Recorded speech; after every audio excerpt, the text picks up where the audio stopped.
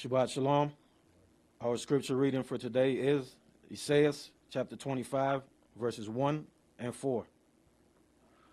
O Yahweh, you are my Elohim. I will exalt you. I will praise your name, for you have done wonderful things. Your counsel of old are faithfulness and truth. For you has been a strength to the poor, a strength to the needy in distress, a refuge from the storm, a shadow from the heat, when the blast of the terrible ones is as a storm against the wall. Shabbat Shalom, family. Our selection today, been in the storm so long.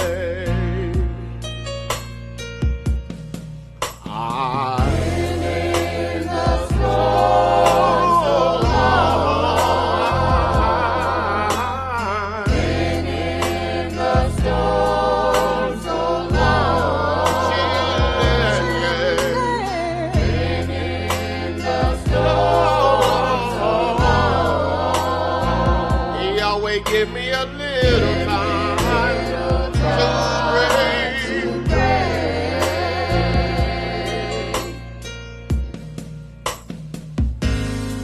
Let me tell your mama how I've come along.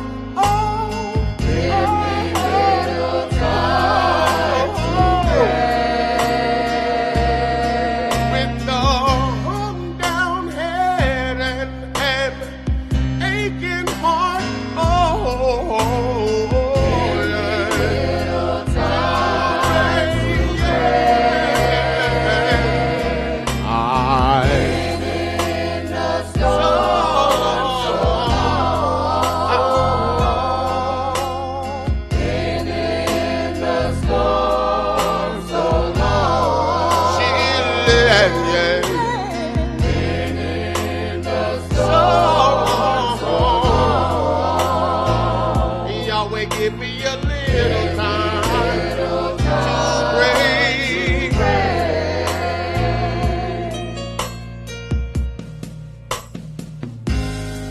When I get to Zion, I'll take my seat.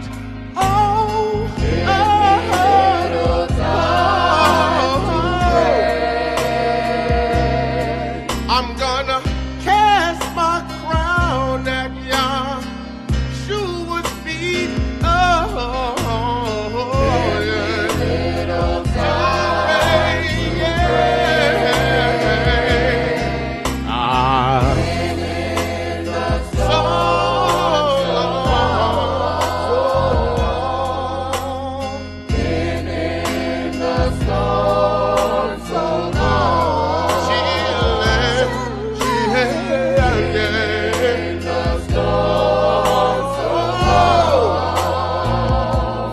Give me a little time to pray.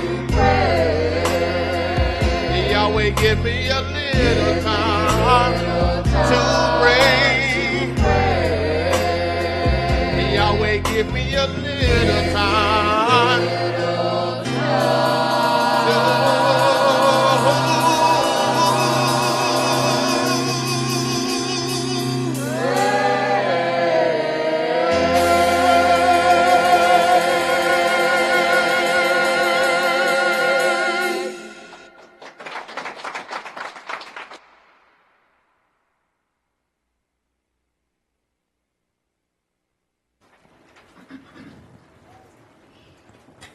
The oracles of the UCI.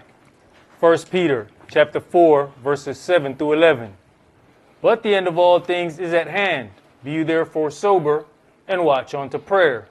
And above all things have fervent love among yourselves, for love shall cover the multitude of sins. Use hospitality one to another without grudging. As every man has received the gift, even so minister the same one to another, as good stewards of the manifold grace of Elohim. If any man speak, let him speak as the oracles of Elohim. If any man minister, let him do it as of the ability which Elohim gives, that Elohim in all things may be glorified through Yahshua the Mashiach, to whom be praise and dominion forever and ever. Amen. Ephesians chapter 4, verses 29 through chapter 5 and verse 4. Let no corrupt communication proceed out of your mouth, but that which is good to the use of edifying, that it may minister grace unto the hearers. And grieve not the Holy Spirit of Elohim, whereby ye are sealed until the day of redemption. Let all bitterness and wrath and anger and clamor and evil speaking be put away from you with all malice. And be you kind one to another, tender-hearted, forgiving one another, even as Elohim for Yahshua's sake has forgiven you. Be you therefore followers of Elohim, as their children, and walk in love, as the Mashiach also have loved us, and has given himself for us an offering and sacrifice to Elohim for a sweet-smelling savor. But fornication, and all uncleanness, or covetousness, let it not be once named among you as becomes saints. Neither filthiness, nor foolish talking, nor jesting, which are not convenient, but rather giving of thanks. Ecclesiastes chapter 5, verses 1 and 2. Keep your foot when you go to the house of Elohim, and be more ready to hear than to give the sacrifice of fools, for they consider not that they do evil. Be not rash with your mouth, and let not your heart be hasty to utter anything before Elohim. For Elohim is in heaven, and you up on earth. Therefore, let your words be few. Exodus chapter 23, verses 20 and 21. Behold, I send an angel before you to keep you in the way, and to bring you into the place which I have prepared. Beware of him, and obey his voice. Provoke him not, for he will not pardon your transgressions, for my name is in him. Revelations chapter 3, verses 20 through 22. Behold, I stand at the door and knock. If any man hear my voice and open the door, I will come into him and will sup with him, and he with me. To him that overcomes will I grant to sit with me in my throne, even as I have also overcame and am set down with my Father in his throne. He that has an ear, let him hear what the Spirit says unto the churches. All right, Shabbat Shalom, Shabbat Shalom. which is peace on the Yahweh's holy Sabbath day. Welcome to another holy convocation that Yahweh has enjoined unto us here in this body of Yahshua. Today we're going to deal with the scattering of the holy seed, and in dealing with that, we have to deal with it on several levels. We are in the midst of it right now because of so many levels of it. Part of having us divided is a part of scattering us. Once we move into certain areas, they redraw the district lines to make sure that we are not the majority in those areas. And if you are a little bit confused by that, go to one of these small country towns and you'll end up seeing something like a 35, 40-year-old black mayor.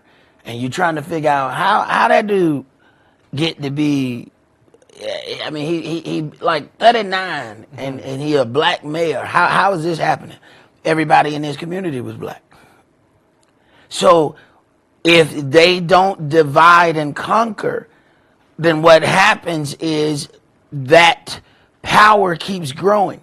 So it is a game to constantly redraw the district lines, and they're redrawing the district lines in our minds so that we feel like we need to move. We feel like, okay, things are going to be better. House values are going to be better. Schools are going to be better. And this is also a game they play. They make sure that schools are better, so you will move to an area. So then that balances out their numbers. So the scattering of the Holy Seed is not just this one event that happened and it's done. It is continually happening just by having us to group up in these little cliques where this group won't talk to this group. Their objective is being fulfilled and we don't even have a clue. We just think we hanging out with the cool kids or we hanging out with this group. You are fulfilling what they want to do because now you have allowed yourself to be divided and they are going to easily do the conquering. Once you can separate a base from its power, it will then be conquered very easily. And we are allowing our strength to be separated from us and making it very easy for that. Now, what happens is very difficult to really comprehend because a part of this is Yahweh's doing. Then you have the other part where the heathen is absolutely enjoying the hedge that has been removed. I mean, we have to consider when all of the inhabitants of the earth were able to communicate with one another, it was Yahweh that said, hey, divide these people. The people of the land are together, and this they begin to do. So it was automatically, even before it was dealt with us, he thought that people should be separated amongst themselves. That was Yahweh's doing. Because he saw that when man gets together, we begin doing some strange things. So part of his division was for protection of cultures. We have now taken that and done some other things with it. So let's begin today's sermon in Ezekiel chapter 18. Ezekiel chapter 18, and we're going to start that at verse 1. You know, with all of these cliques and different divisions, you know, the song about being in the storm, you know, one thing that levels everything off is a storm. Because one thing about it, the rich people and the poor people all standing in the same water line. You know, they don't have no rich water line. Now, you trying to get that same water that, matter of fact, before you were too good to drink anyway, because you were like, I ain't nobody drinking that ain't no spring water. That's spring water. That's different. Ain't nobody drinking that spring water. I tell you what, when that storm come through, you stand in line to get some of that spring, that water, with that water that them water boys have on the side of the expressway. You don't know what kind of water that is right now. I'm like, hey, bro, I don't even think the top screwed on that one. I don't think that's water at all. I think that came right from the side of your house. And what is that brand? That's water brand water? I've never heard of water brand water. I don't think so. Here go $1 to get the hell away from my car. There you go. Ezekiel chapter 18. The word of Yahweh came unto me again, saying, What mean you, that you use this proverb concerning the land of Israel, saying, The fathers have eaten sour grapes, and the children's teeth are set on edge? As I live, says the Adonai Yah, you shall not have occasion any more to use this proverb in Israel. Behold, all souls are mine. As the soul of the Father, so also the soul of the Son is mine. The soul that sins, it shall die. But if a man be just, and do that which is lawful and right, and has not eaten upon the mountains, neither has lifted up his eyes to the idols of the house of Israel, neither has defiled his neighbor's wife, neither has come near to a menstruous woman, and has not oppressed any, but has restored to the debtor his pledge, has spoiled none by violence, has given his bread to the hungry, and has covered the naked with a garment, he that has not given forth upon interest, neither has taken any increase, that has withdrawn his hand from lawlessness, has executed true judgment between man and man, has walked in my statutes, and has kept my judgments, to deal truly. He is just. He shall surely live, says the Adonai. Right. So then there are all of these things. At some point, we have a transgression in one of those things. It don't matter which one of them it is. But at some point, we have to decide, okay, look, that's, I've been in this storm too long. All right, I ain't saying I ain't going to do nothing, but I tell you what, I got to start knocking some things off this list. All right, this right here, I'm done with. Okay, next. Go ahead. If he begets a son that is a robber, a shedder of blood, and that does the like to any one of these things, and that does not any of those duties, but even has eaten upon the mountains and defiled his neighbor's wife, has oppressed the poor and needy, has spoiled by violence, has not restored the pledge, and has lifted up his eyes to the idols, has committed abomination. And restored the pledge. See, this part of restoring the pledge is we have to make some things right that we have wronged. And, you know, we can't just rob somebody, take the increase of that, and then tell them sorry later. No. No, those people suffered a loss, either from what you have taken from them or from what you have spoken against them. And quite frankly, it's easier to restore a monetary loss than something that you done said out of your mouth. Here's the problem when you have said something out of your mouth that you felt at the time, but it wasn't right. Now the person you said it to has taken it to somebody, and then they took it to somebody, and then they took it to somebody. Now look at how you have degraded that individual for what you thought, for what you felt, for what you believed at that particular time. Then when it turns out not to be so, even if you go to that person, understand how many other people now believe that about this individual because you said it. Now look at how difficult it is to restore their name that you have taken. All because you felt some kind of way that day. And we know when it's some word, it spread like wildfire, especially if it's some scandalous word. Oh, it go all over town. But you know, right stuff don't go over town that quick. You know, you pay your light bill every month. You know, nobody knows you paid the light bill. Ain't nobody walking around town, you know what, Johnny paid the light bill. Nobody knows, it's not. I tell you what, but the day your lights get cut off and somebody find out, you know everybody around town know, hey man, I saw George Powell over there and they put a lock on the thing outside. Now everybody around town talking about the lock. Nobody knew when you paid the bill, but everybody know when you didn't. Oh, okay. Go ahead. Has given forth upon interest, and has taken increase. Shall he then live? He shall not live. He has done all these abominations. He shall surely die. His blood shall be upon him. Now, lo, if he beget a son that sees all his father's sins which he has done, and considers, and does not such like, that has not eaten upon the mountains, neither has lifted up his eyes to the idols of the house of Israel. Now wait, now, people don't really understand how difficult that is. The son has seen all the father's doing, same mother. We learn by watching. So understand, if that child is seeing some slick dealings, the child picks up the slick dealings and think it's normal. So if the children see you manipulating people and lying, then the child grows up to be a lying manipulator because she learns by watching.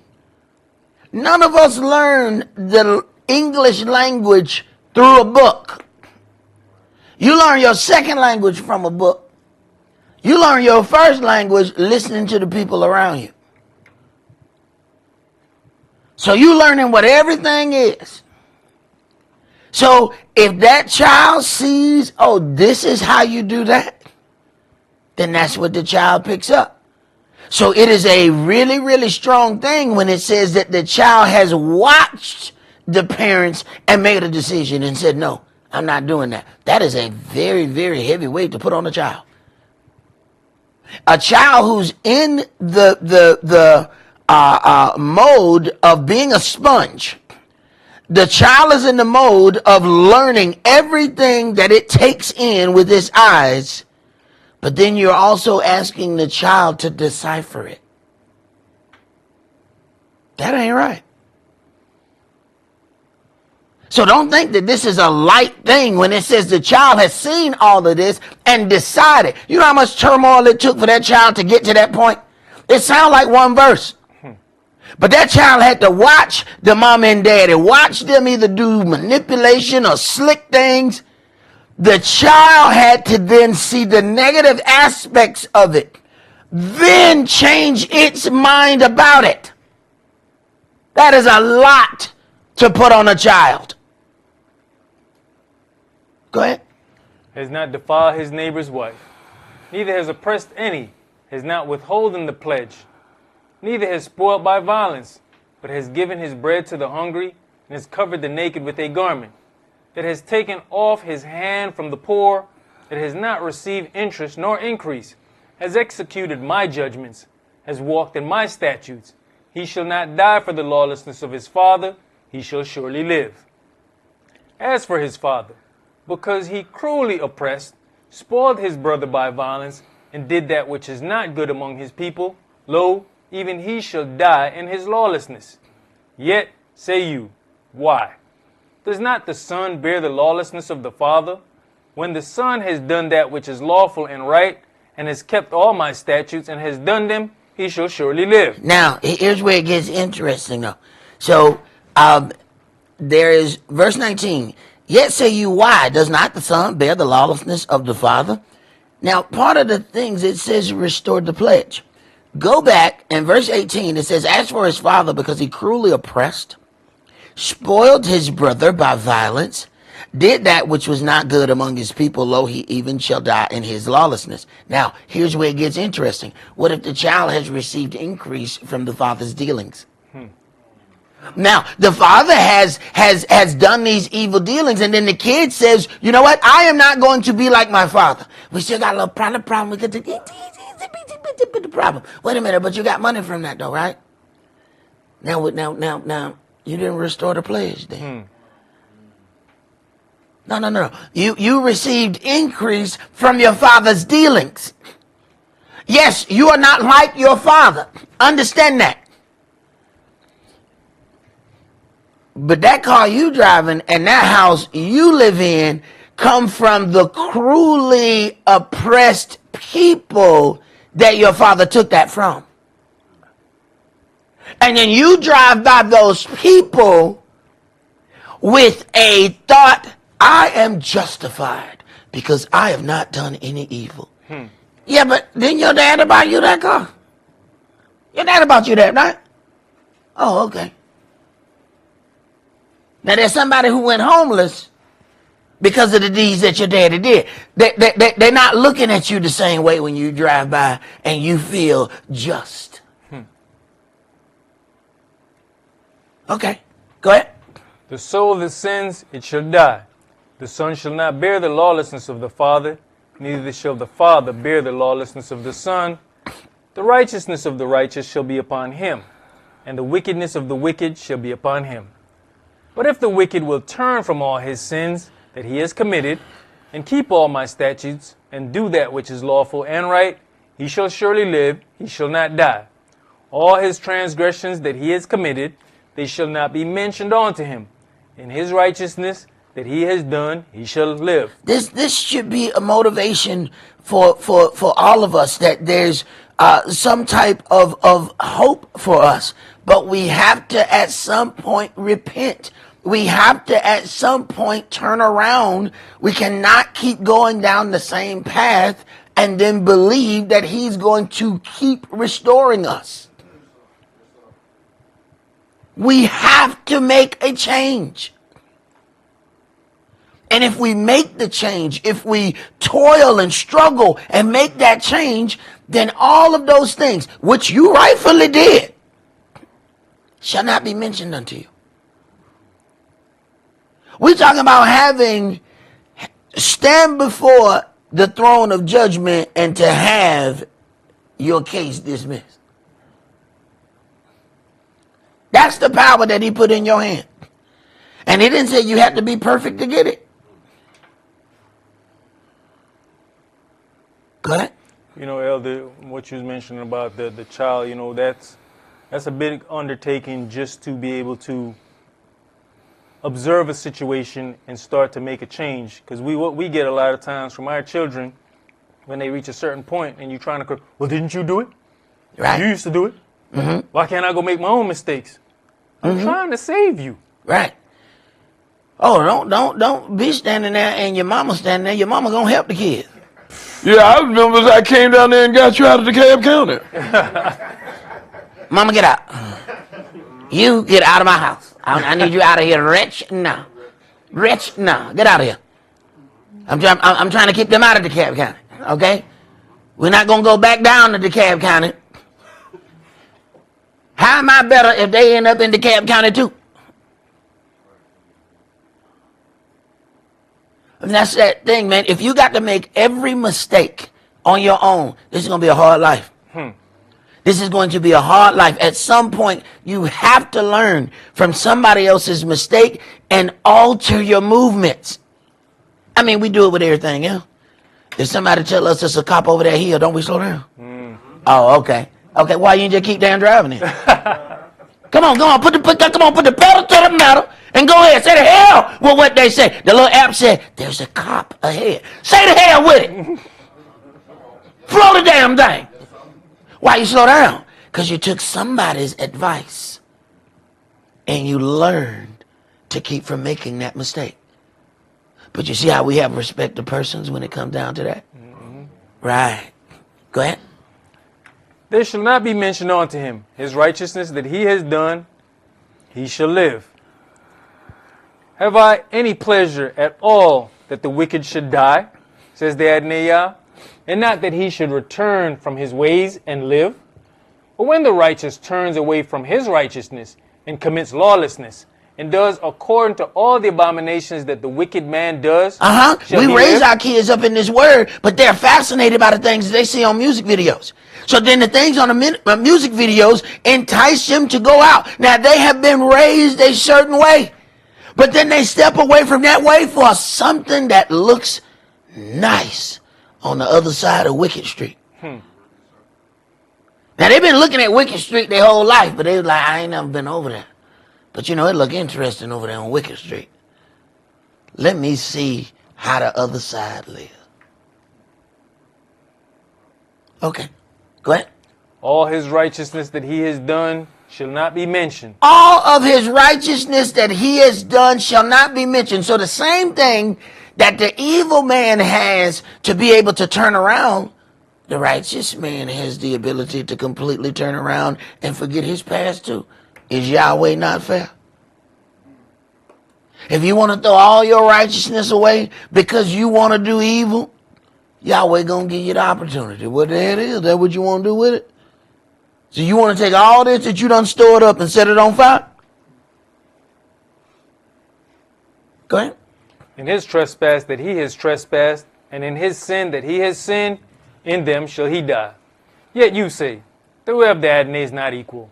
Hear now, O house of Israel, is not my way equal? Are not your ways unequal? When a righteous man turns away from his righteousness and commits lawlessness and dies in them, for his lawlessness that he has done shall he die. Again, when the wicked man turns away from his wickedness that he has committed and does that which is lawful and right, he shall save his soul alive, because he considered and turned away from all his transgressions that he has committed. He shall surely live, he shall not die. Right, and we should have these points over and over in our lives, because there's not one simple act of wickedness. Okay? We are going to come to this crossroads over and over and over again, where you get to something, you realize, all right, this is wicked. I have to turn from this. and then you get on the right path. But then if on that path, you're going to find, oh, it's something else that you got going on that's wicked. Now you got another fork in the road. There ain't just one fork in the road. So don't think you're going to make one decision one day and it's going to completely change your life forever and you'll never have to make another decision about wickedness again. I'm done. Keisha Jackson is out of here. That ain't how this works. Because Keisha Jackson may be gone, but Tamika is 3 doors down. Okay? All right. Keep going. Yes, say the house of Israel, the way of the Adonai is not equal. O house of Israel, are not my ways equal? Are not your ways unequal? Therefore I will judge you, O house of Israel, everyone according to his ways, says the Adonai. Repent and turn yourselves from all your transgressions, so lawlessness shall not be your ruin. Cast away from you all your transgressions, whereby you have transgressed, and make you a new heart and a new spirit. For why will you die, O house of Israel? Right. But see, we like familiar things, so we fight against the new heart and the new spirit. We're drawn toward familiar things, things that we recognize, so the adversary uses those familiar things. So we ourselves fight against the new heart and the new spirit. Go ahead. For I have no pleasure in the death of him that dies, says the Adonai. Wherefore, turn yourselves and live you. For I have no pleasure in the death of him that dies, says the Adonai Elohim. Wherefore, turn yourselves and live. All right, let's go to Isaiah chapter 24.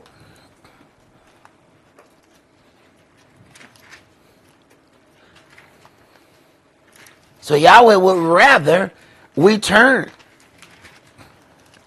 than for us to stay in that way and die. He created man to live. He didn't create man to die. At all. So why would he have joy in watching his creation fail?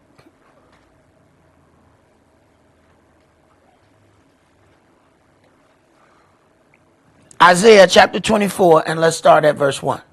Behold, Yahweh makes the earth empty and makes it waste, and turns it upside down, and scatters abroad the inhabitants thereof. And it shall be, as with the people, so with the priest, as with the servant, so with his master, as with the maid, so with her mistress, as with the buyer, so with the seller. These are all people on different parts of the ladder of success, if you're not catching that. Okay? So when it show up, there's no situation where we have stored up enough that it ain't going to affect us. There's not so much of a situation that our portfolio is so broad that it's not going to touch us. Understand what's happening here. He's going from the top to the bottom in each situation. Now, there may be some things that will help us be more comfortable. But to be unscathed, that's not going to happen.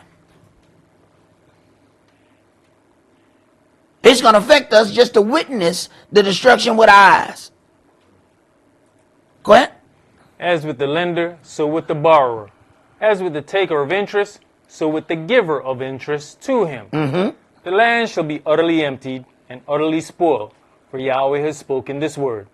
The earth mourns and fades away. The world languishes and fades away. The haughty people of the earth do languish.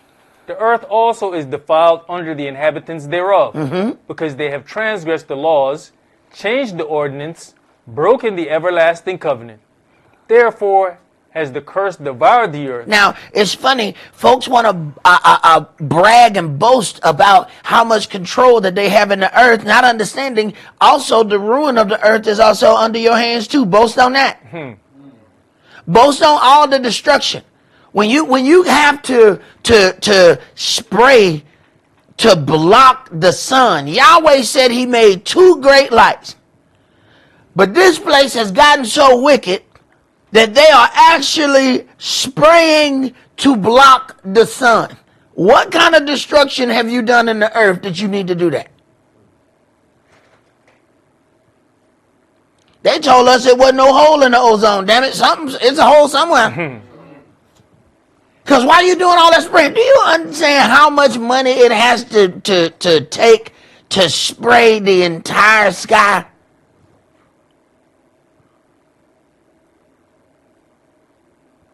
When you're taking credit for these things, make sure you take credit for the destruction of the earth as well. We can't even go outside and look at the sky. You can look up, but something wrong with that. Go ahead. Verse 6. Therefore has the curse devoured the earth, and they that dwell therein are desolate. Therefore the inhabitants of the earth are burnt, and few men left. Right, there go that hole right there. That sun got to be burning somebody. Somebody catching on fire. For you to have to spray and block this wonderful creation. Now, how long before Yahweh gets angry that you are blocking his creation because of some decisions that you made?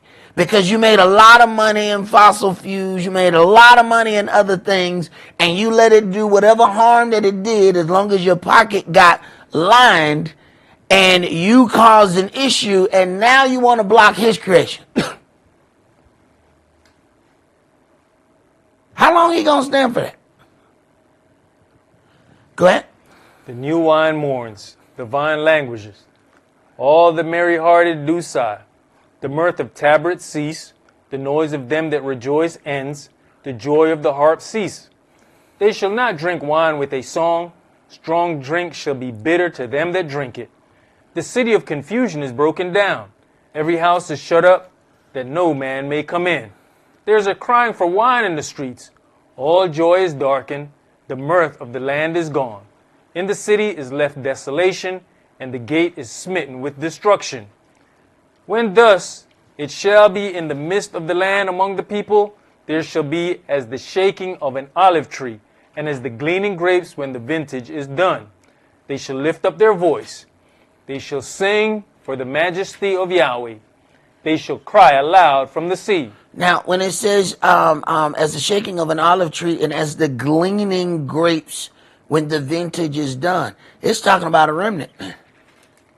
See, when you go in and start taking the masses out, so when something is ripe and it's time for the picking, there's others that didn't start growing yet.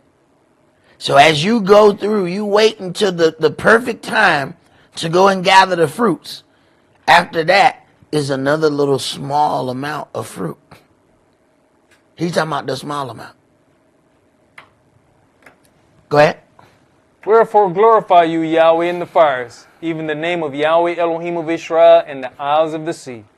From the uttermost part of the earth have we heard songs, even glory to the righteous.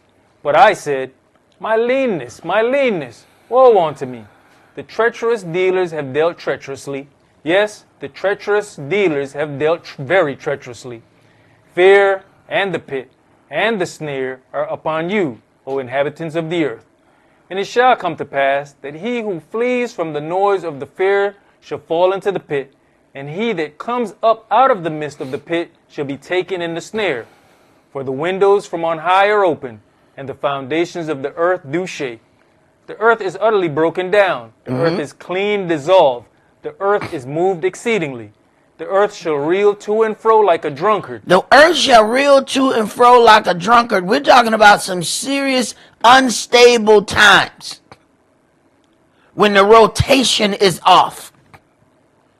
The rotation gets off. The seas are going to be upset. Everything is going to go helter-skelter. Go ahead.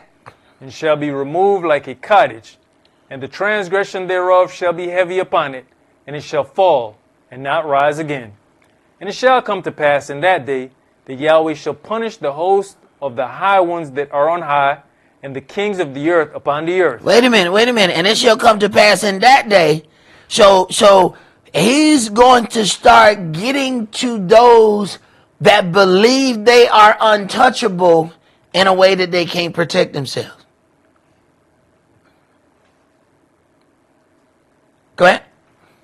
And they shall be gathered together as prisoners are gathered in the pit, and shall be shut up in the prison. And after many days shall they be visited. Then the moon shall be confounded, and the sun ashamed, when Yahweh of hosts shall reign in Mount Zion, and in Jerusalem, and before his ancients gloriously. Now, dealing with all of the earthly destruction, even the earth reeling to and fro like a drunkard. Do you have the title of that for the next graphic? More than half of the Santorini's population. Yes. More than half of, and we're dealing with a Greek island here.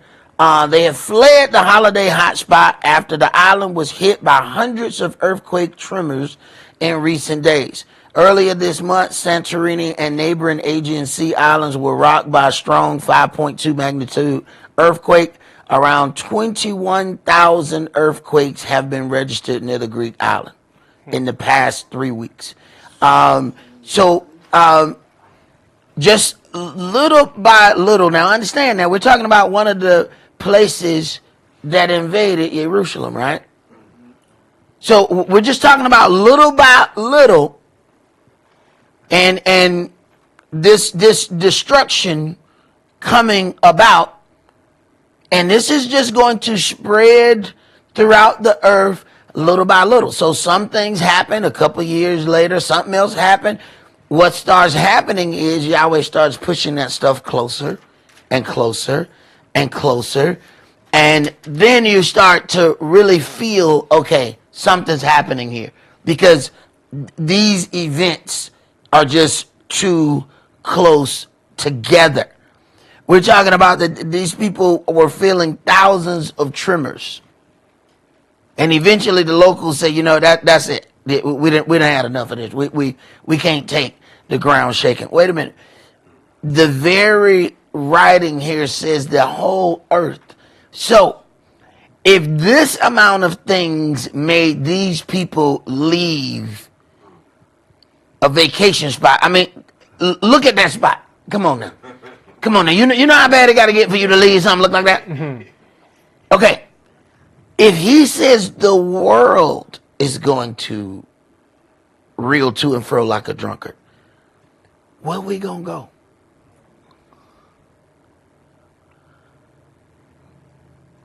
Where you gonna go? So if this happened in one spot and it made the people get up and move, what happened when it does it in the spot where you move to? And then the other spot where you move to? And then the other spot where you move to? Okay. Let's go to Zechariah chapter 1.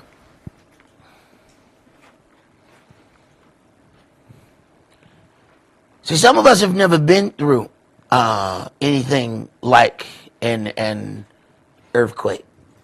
And I'm one of them. I've been in a house with two big dudes fighting, and it was enough for me. The whole house shook.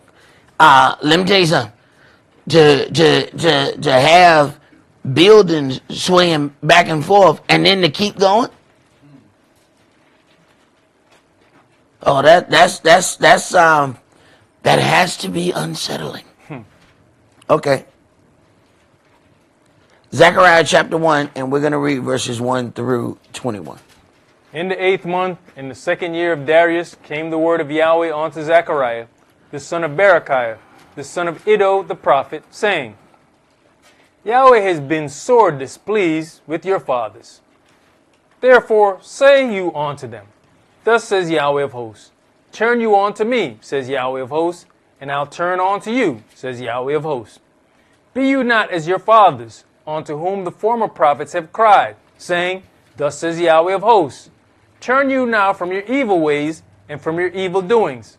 But they did not hear nor hearken unto me, says Yahweh. Now, this is that part where when you're trying to persuade somebody off of something, they get angry at you.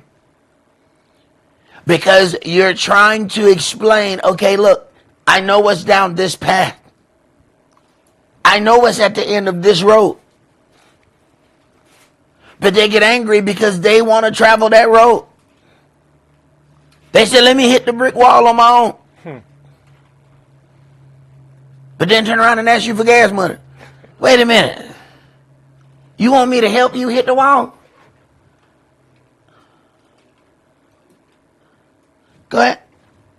Your fathers, where are they?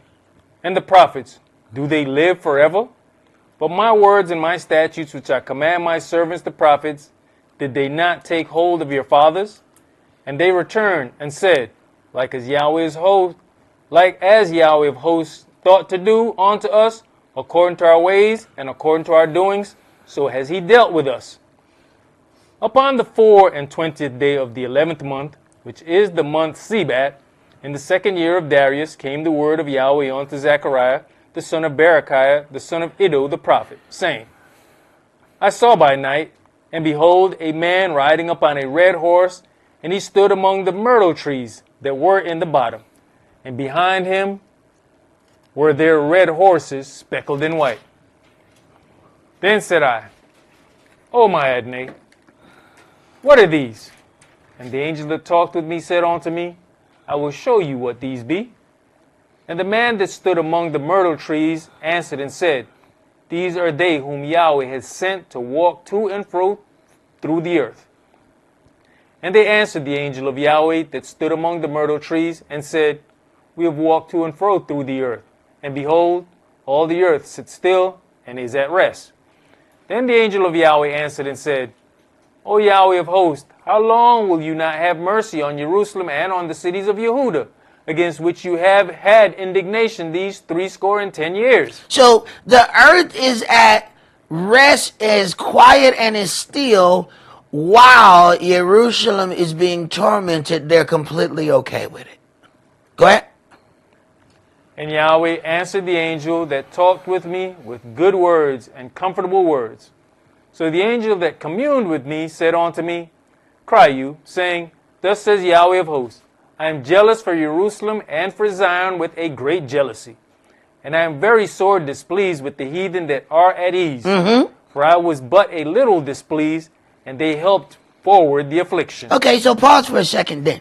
If all of this affliction is happening in the Holy Land and everybody else seems to be okay, they say, that's not our fight. We have that, you know, if they're going to make a resort out of it and send those people somewhere else, go ahead and do that. Now, if Yahweh is sitting back, he wants to know, why are you so okay with that? What is in you that causes you to be okay with that? What will we have to answer when he says, why are you so at ease?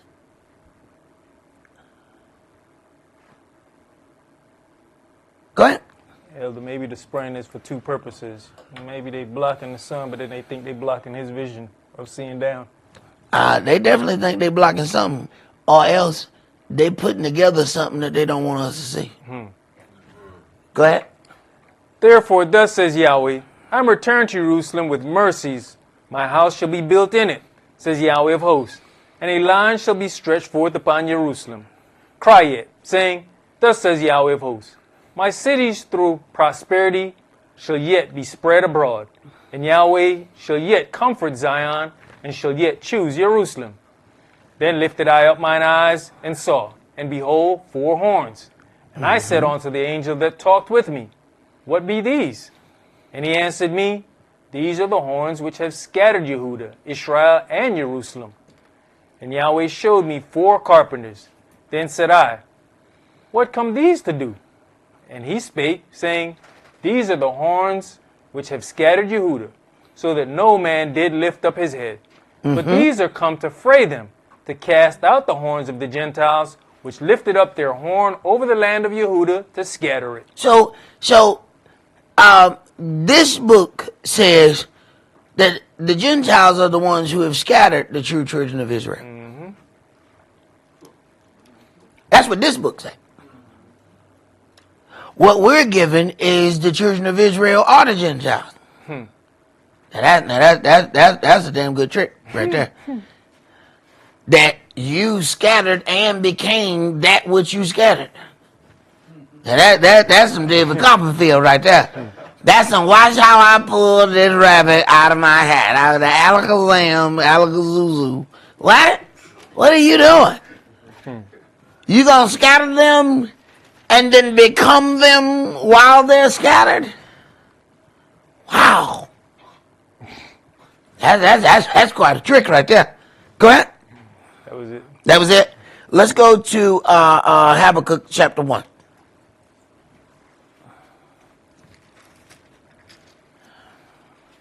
Just back up a page or two.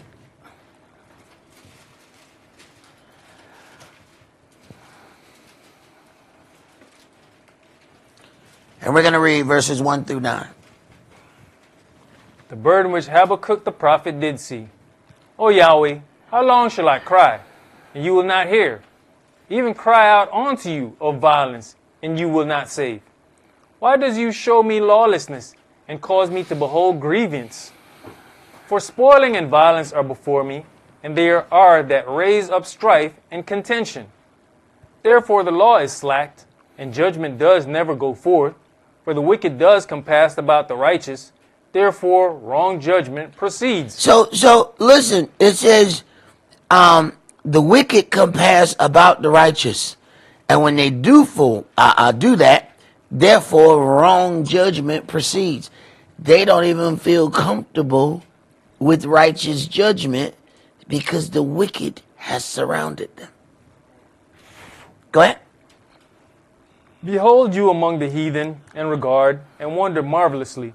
For I will work a work in your days, which you will not believe, though it be told you. For, lo, I raise up the Chaldeans, that bitter and hasty nation, which shall march through the breadth of the land, to possess the dwelling places that are not theirs. So the whole part of the promise that Yahweh was making with the children of Israel, I'm giving you this land. All right? Here are my ways that you must operate in when in my land. So part of the punishment has to be being out of the land. It is the beginning of the agreement. It is the whole foundation of the agreement. Go ahead. They are terrible and dreadful. Their judgment and their dignity shall proceed of themselves. Their horses also are swifter than the leopards, and are more fierce than the evening wolves. And their horsemen shall spread themselves, and their horsemen shall come from far. They shall fly as the eagle that hastes to eat. They shall come all for violence. Their faces shall sup up as the east wind, and they shall gather the captivity as the sand. They shall come all for violence. Verse 6 says, for lo, I raise up the Chaldeans, that bitter and hasty nation. He says, I raised up. Now, we need to consider this. We'll look at it on a national level, but we also have to look at it on a personal level. Now, when Yahweh is pleased, he causes even your enemies to be at peace with you. But when we transgress, we have to also notice that when we are doing something that is not by the book, I have personally noticed, if I transgress against Yahweh, I'll go to work and something will happen. Something that I have been already not been doing perfect according to the book. But nobody noticed. And since then nobody noticed, I ain't stopping. But once I transgress, he pulled back the hedge, and all of a sudden, somebody asked me a question. Hey, why this wasn't formulated in the green sheet? Really? Damn. Ain't nobody noticed that for months. What happened? He pulled back the hedge a little bit. See, you got to notice when your hedge being pulled back, and then sit back and meditate and try to figure out why he pulled that hedge back. Ain't nobody noticed that in 6 months. Well, nobody even looking for that. Why they weren't looking for that? Because you did something else. And it caused him to pull that hedge back. See, we want to notice the hedge when it get pulled back and some people invade. No. Your hedge is getting pulled back constantly. Sit down and meditate. You can figure out why I got pulled back. Let's go to Isaiah chapter 5.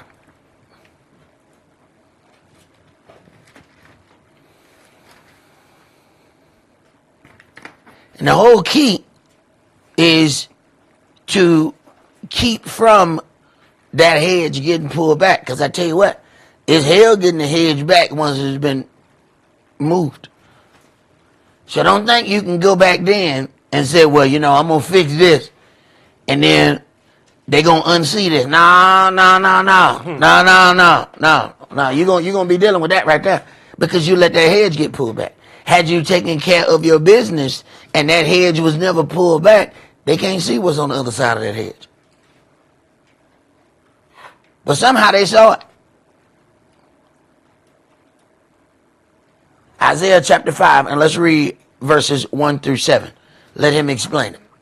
Now will I sing to my beloved, to my well-beloved, a song of my beloved touching his vineyard.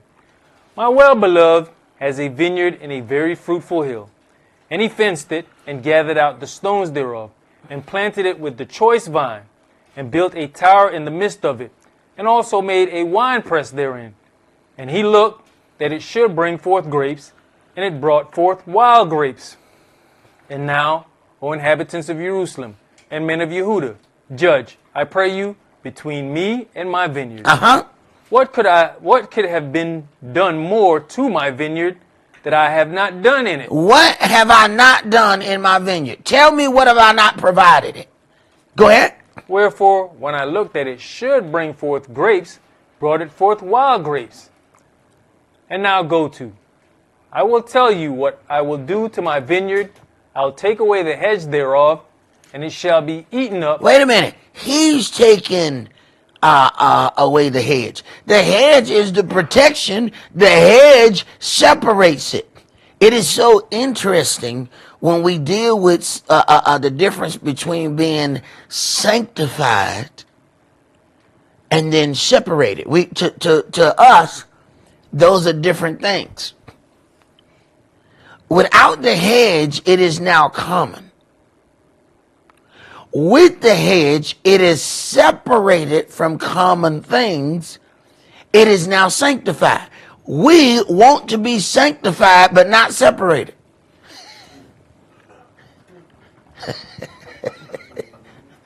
I don't think you need to just sit there and let that marinate for a second. Let that sauce get in there. You want something that is the exact opposite of what you say you want. We want to be sanctified to our Elohim, but we want to be just like everybody else. Go ahead.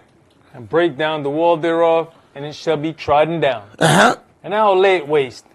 It shall not be pruned nor digged, but there shall come up briars and thorns. Now, we don't want there to be a wall. But if the wall does not exist, you mingle with the wicked, and there's no difference between you and the wicked. There must be some kind of wall. Go ahead. I will also command the clouds that they rain no rain upon it. For the vineyard of Yahweh of hosts is the house of Israel, and the men of Yehuda his pleasant plant. And he looked for judgment, but behold oppression, for righteousness, but behold a cry. All right. So then when we talk about this hedge, we know that the same situation happened with Job. In Job chapter 1 and verse 10, it was stated, have not you made a hedge about him and about his house and about all that he has on every side? You have blessed the work of his hands, and his substance is increased in the land. Wait a minute. We're talking about several hedges. He says you made a hedge about him and about his house and about all that he has on every side. That's a total Total protection. But for the adversary to be able to touch him, the hedge had to be removed. What are we contributing to weaken the hedge? See, the adversary is already standing on the other side of that hedge waiting for the gate to open.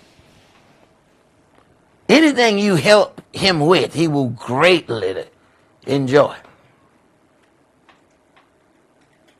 That is something that we have to consider. Let's go to 1 Kings chapter 11.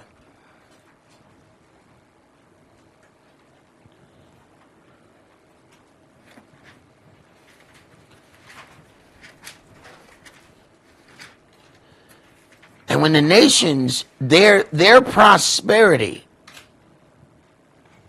is connected to your imprisonment, when that's the case, there's no negotiating. You can tell them how sad you are, how much you want things to change, but their prosperity is connected to the level of mistreatment that they give to you and your people. They can't let up. They claim that they abolished slavery and then created it right again with the criminal justice system. It was built with that type of labor. It cannot survive without it. Now, what happens is when the individuals forget how they were created and they think that they can survive without, then we're going to get something very interesting. Where we at, brother? 1 Kings chapter 11, and let's start at verse 14. And Yahweh stirred up an adversary unto Shlomo, Hadad the Edomite. He was of the king's seed in Edom. All right, so Shlomo has done something that has caused the hedge to be removed. All right? Now, Yahweh doesn't have to create the problem.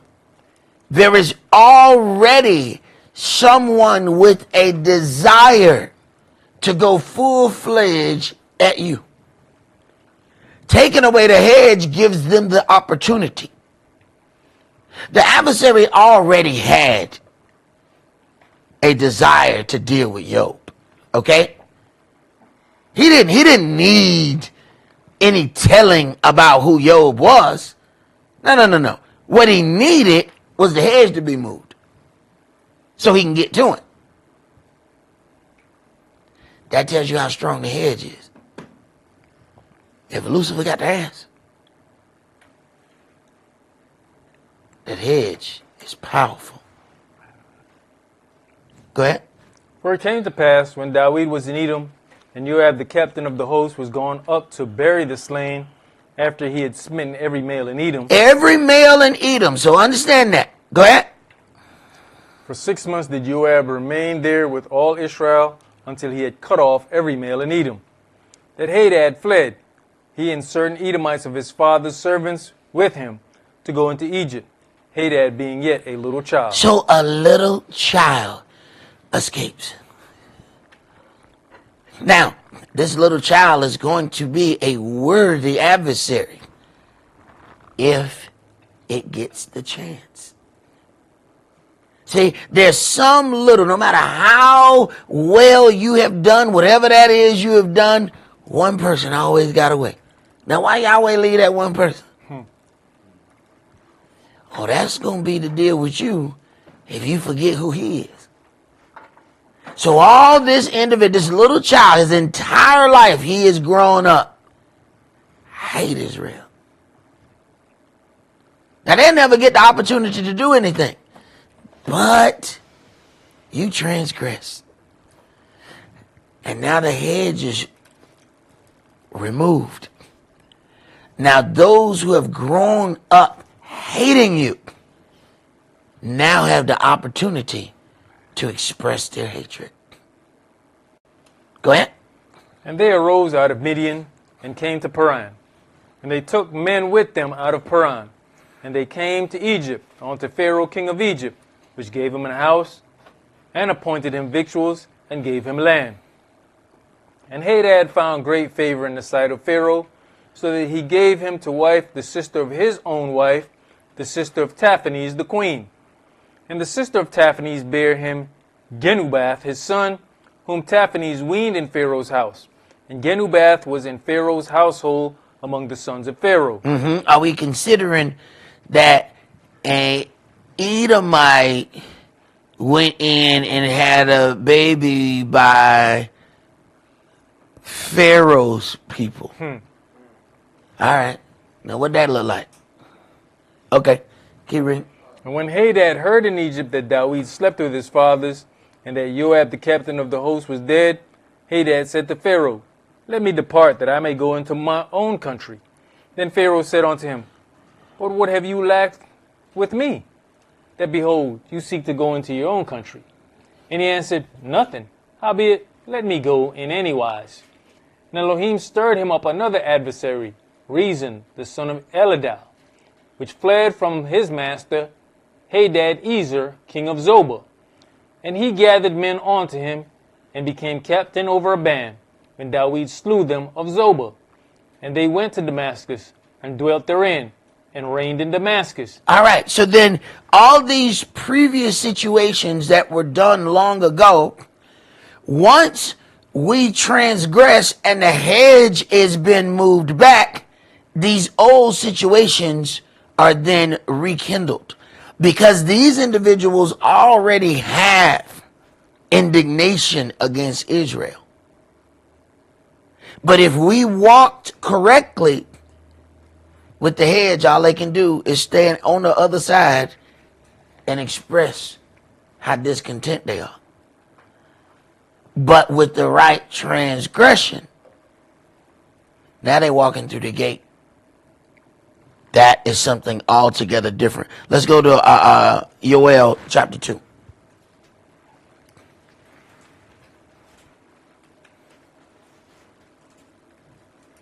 See, a part of scattering the holy seed, we have most definitely played our part in that coming to pass.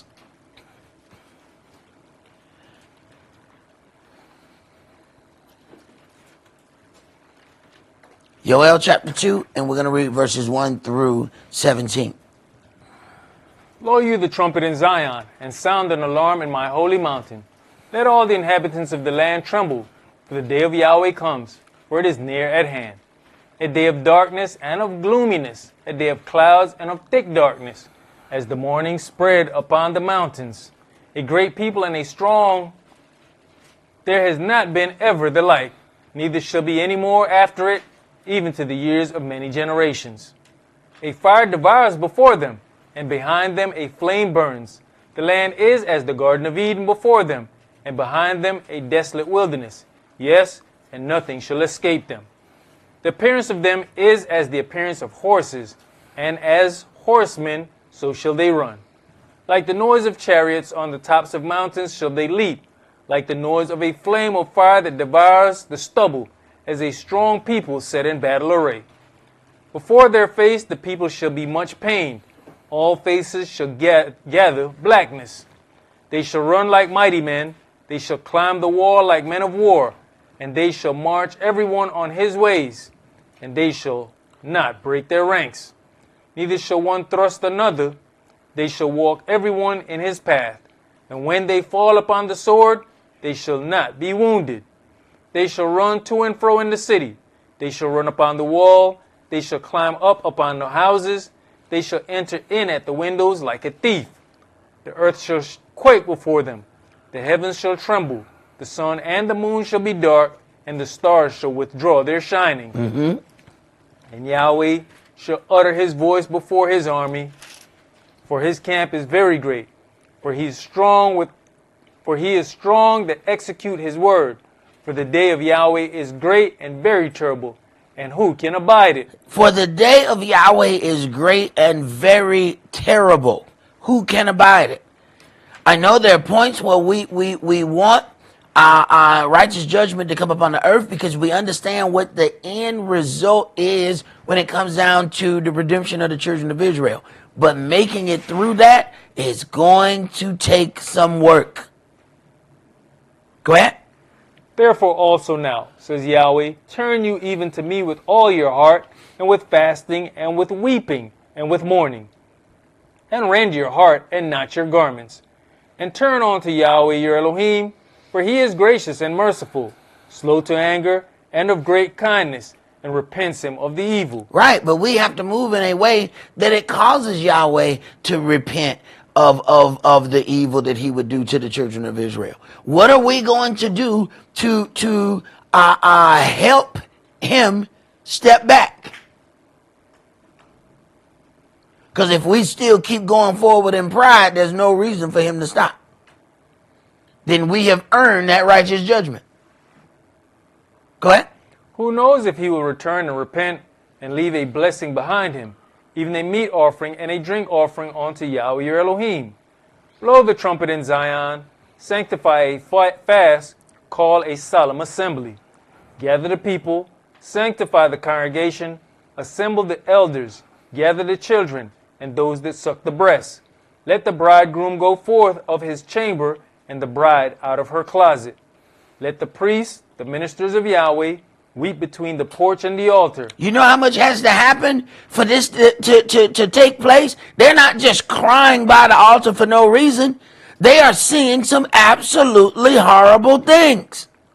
Go ahead. And let them say, spare my people, O Yahweh, and give not your heritage to reproach, that the heathen should rule over them. Wherefore should they say among the people, where is their Elohim? Right. Let the priests, the ministers of Yahweh, weep between the porch and the altar, and let them say, spare your people.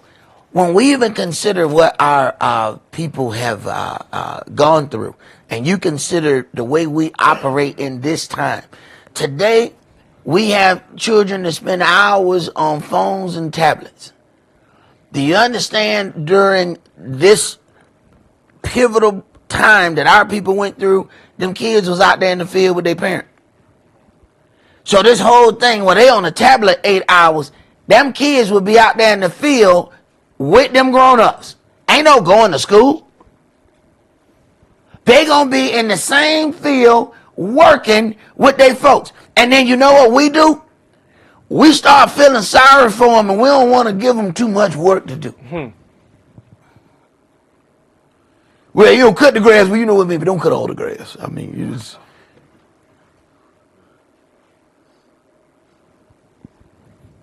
These folks, these kids worked all day. And we let somebody make us feel guilty. Tell the boy to cut the grass. Wait a minute now, y'all. That's a lot of grass out there. What? My grandmama had a 3rd grade education because she had to be in there to make sure she cooked. So all 19 of them, when they came out of that field, that they had food to eat. But we feel sorry and feel guilty giving our kids something to do. So we buy them another tablet. Because, I mean, you shouldn't have to look at the same one all day.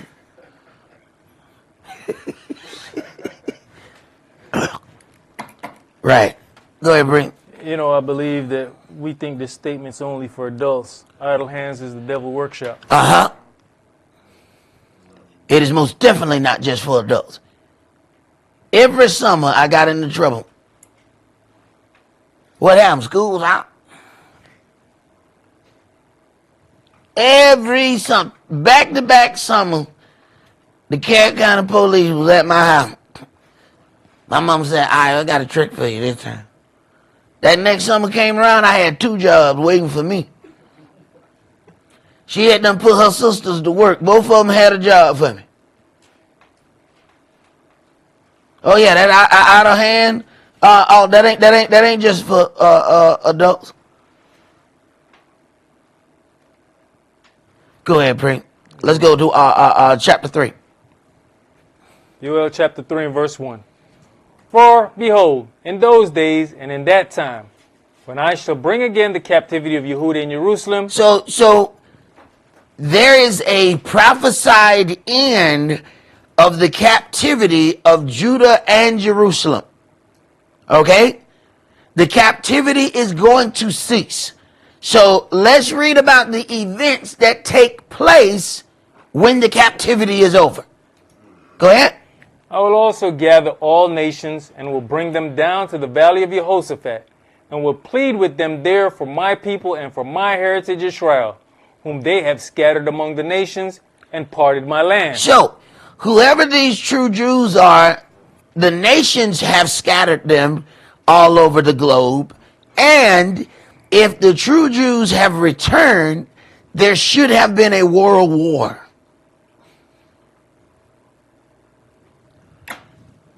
How long Israel been a state? 1948. 48? Yeah, 70-something years. So, did your parents tell you about a world war since then? Or maybe we missed it. Slept through it.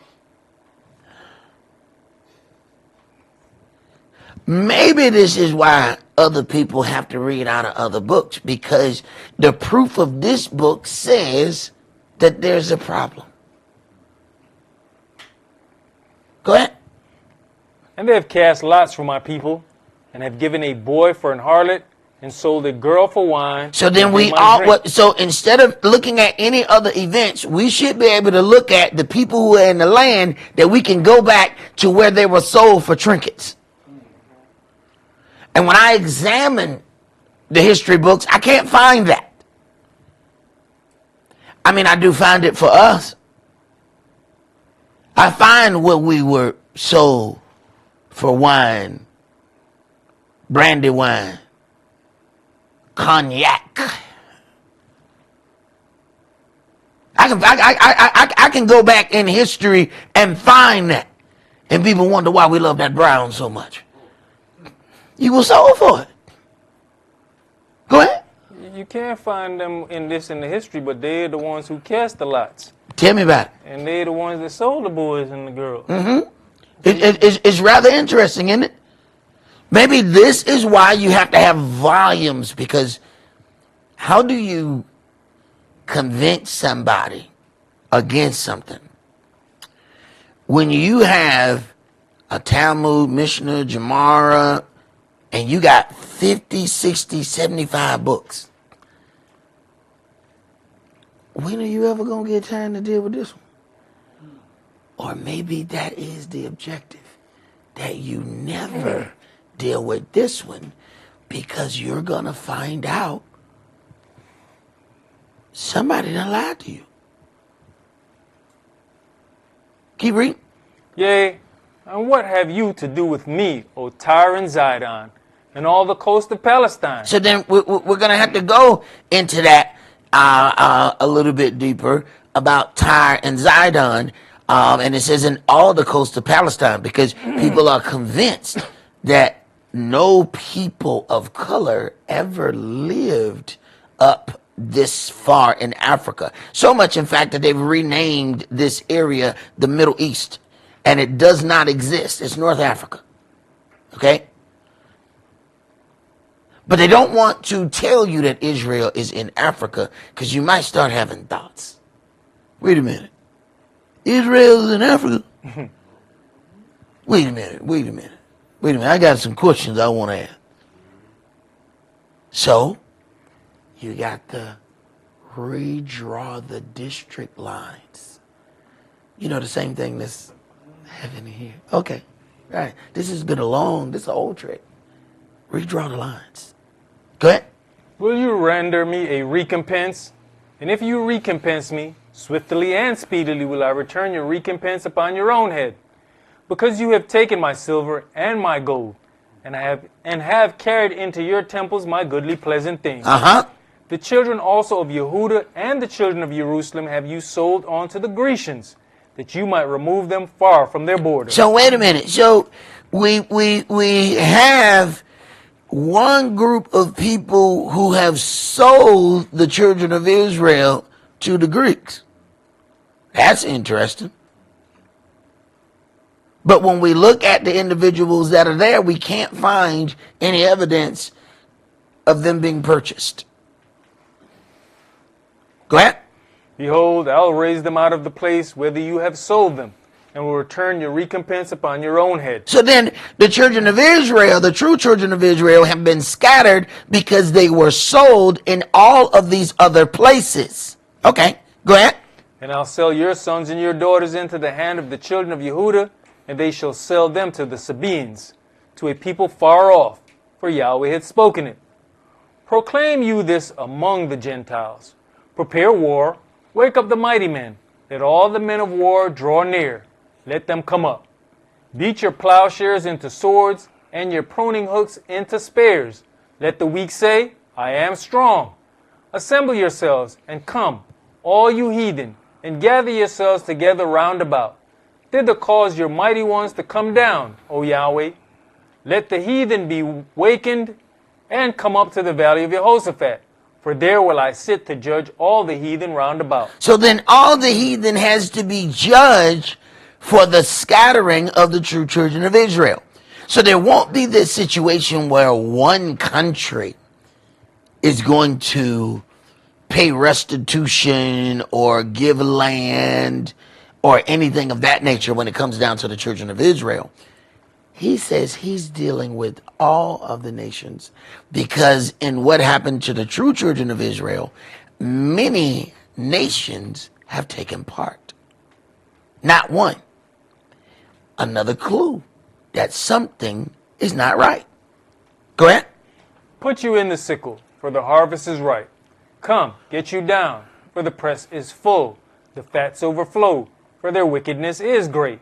Multitudes, multitudes in the valley of decision, for the day of Yahweh is near in the valley of decision. The sun and the moon shall be darkened, and the stars shall withdraw their shining. Yahweh also shall roar out of Zion, and utter his voice from Jerusalem, and the heavens and the earth shall shake. But Yahweh will be the hope of his people, and the strength of the children of Israel. So shall you know that I am Yahweh your Elohim, dwelling in Zion, my holy mountain. Then shall Jerusalem be holy, and there shall no strangers pass through her anymore. So what is Yahweh saying? So are there strangers in your land now? Mm-hmm. Now that's interesting. He said when he do this, there ain't going to be no more strangers in there. Go ahead.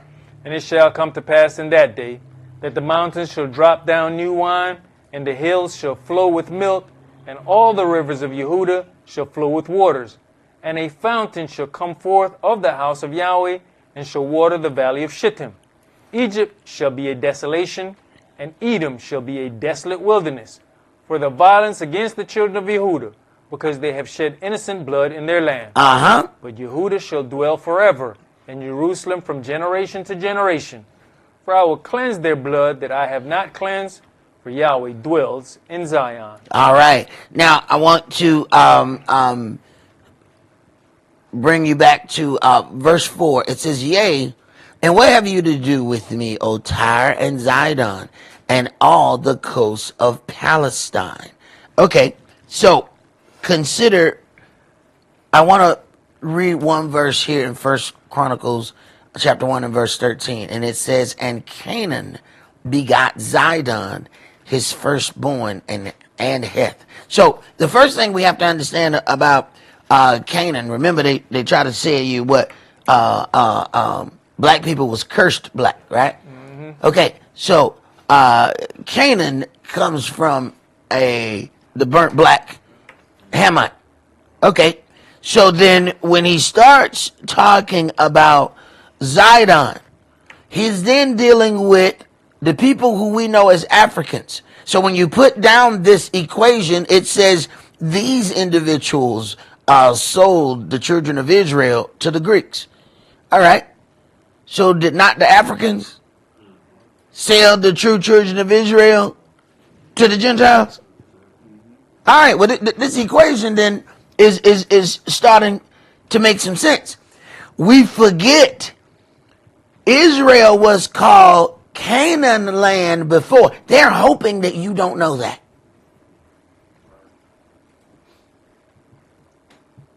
Canaan's father is Ham, which means burnt black.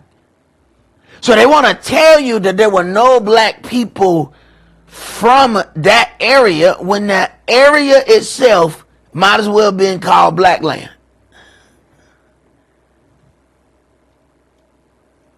But if you spend all your time dancing and shouting, you don't make that connection, and people are hoping that you don't make that connection. There's something else I want to go into. Let's go to 1 Kings chapter 5.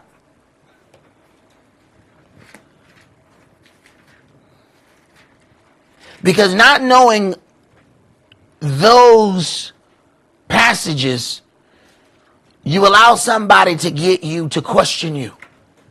You allow them, you give them the opportunity to second guess yourself, thinking, well, you know, maybe the hair dude just be tripping. Maybe that ain't really us. And it's one thing having this conversation in this room. What you gonna do when the mass is coming at you? See, you got to be extra, extra, extra sure to stand on it.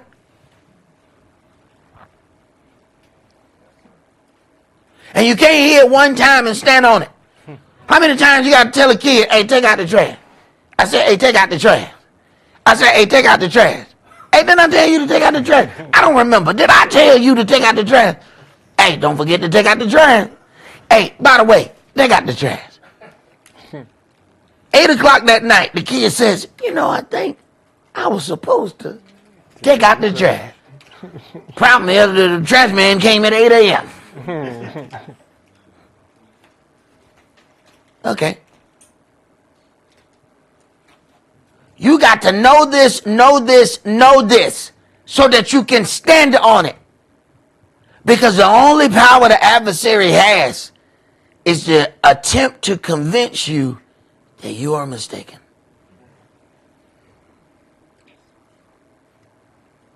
Go ahead, bro. 1 Kings chapter 5 and verse 1.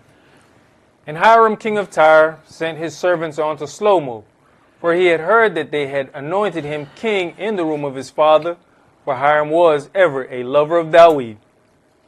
And Shlomo sent to Hiram, saying, You knoweth how that Dawid my father could not build an house unto the name of Yahweh his Elohim, for the wars which were about him on every side. So, because of the wars, and because of the blood that he shed, he could not build the house. Shlomo didn't have that problem. He didn't have to shed any blood. The piece was already built and paid for by his father. He had clean hands. He dirtied his own hands. David's hands got dirty doing the bidding of Yahweh. He was making righteous judgment in that land. That's how his hands got defiled, that he couldn't build a house. Go ahead. Until Yahweh put them under the soles of his feet. But now Yahweh my Elohim has given me rest on every side, so that there is neither adversary nor evil occurrent. And behold, I purpose to build an house unto the name of Yahweh my Elohim, as Yahweh spake unto David my father, saying, Your son, whom I will set upon your throne in your room, he shall build an house unto my name. Now therefore command you that they hew me cedar trees out of Lebanon, and my servants shall be with your servants, and unto you will I give hire for your servants according to all that you shall appoint. For you know that there is not among us any that can skill to hew timber like unto the Sidonians. And it came to pass, when Hiram heard the word of Shlomo, that he rejoiced greatly. Now, He said, I want you to make that connection too. You got this out of Lebanon, and he says the Zidonians. Go ahead. Blessed be Yahweh this day, which has given unto David a wise son over his great people. And Hiram sent to Shlomo, saying, I have considered the things which you sent to me for, and I will do all your desire concerning timber of cedar and concerning timber of fir. My servants shall bring them down from Lebanon onto the sea, and I'll convey them by sea in floats onto the place that you shall appoint me, and will cause them to be discharged there. And you shall receive them, and you shall accomplish my desire in giving food for my household. So Hiram gave Shlomo cedar trees and fir trees according to all his desire. And Shlomo gave Hiram 20,000 measures of wheat for food to his household, and 20 measures of pure oil. Thus gave Shlomo to Hiram year by year. And Yahweh gave Shlomo wisdom, as he promised him. And there was peace between Hiram and Shlomo, and they two made a league together. All right. So, with this building, there's something else that I want to go into. Let's go to Ezra chapter 4.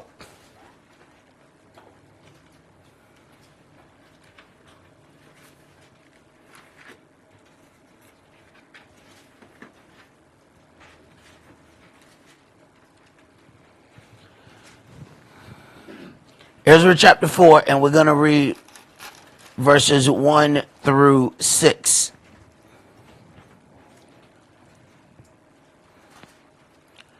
Because this is directly connected to the scattering, because there's so many ways in which this is done. Go ahead.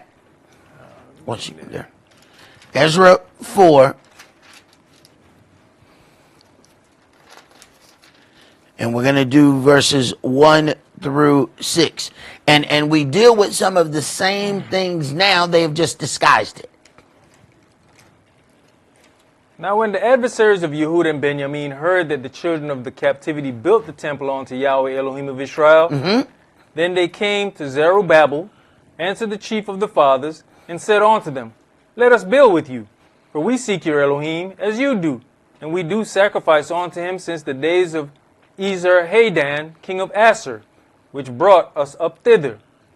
But Zerubbabel and Yeshua and the rest of the chief of the fathers of Israel said unto them, You have nothing to do with us to build the house unto our Elohim, but we ourselves together will build unto Yahweh Elohim of Israel, as King Cyrus the king of Persia has commanded us. Then the people of the land weakened the hands of the people of Yehuda, and troubled them in building. Okay, they weakened their hands and they troubled them in building. How do you suppose they do that today? Consider, you have a group of people that are trying to tell the true children of Israel, oh, your people are lazy. Wait a minute. We built everything you see. How is it that the children of Israel, the people who have had to deal with slavery here, how can you say that those people were lazy when they built the White House that you're ruling from? How do you convince those people, not just that you say it, but you're able and have been able to convince even those people that they must have been lazy?